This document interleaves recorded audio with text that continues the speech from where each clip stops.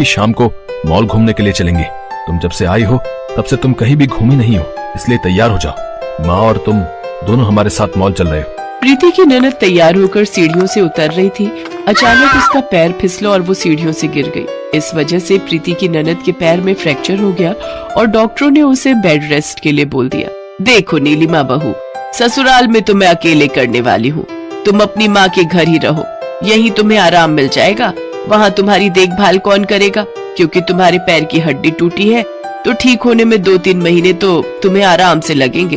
अपनी सास की बातों को सुनकर नीलिमा का मन उदास हो गया।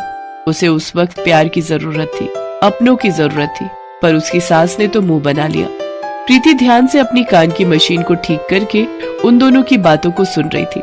तभी वो बोली, आंटी जी आप चिंता मत करो, नीलिमा दीदी जब तक बिल्कुल ठीक नहीं हो जाती उन्हें कहीं भी जाने की जरूरत नहीं है। मैं उनका पूरा ख्याल रखूंगी।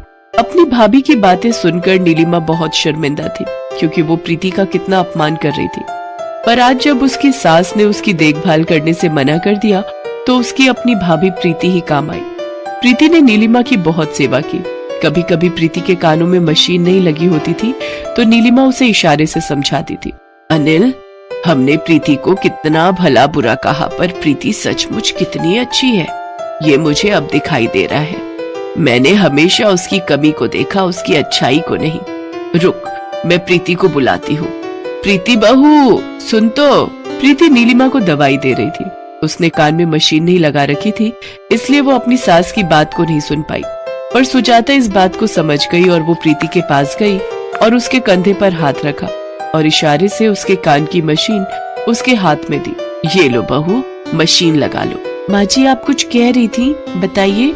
मैं बोल रही थी कि मेरी बहू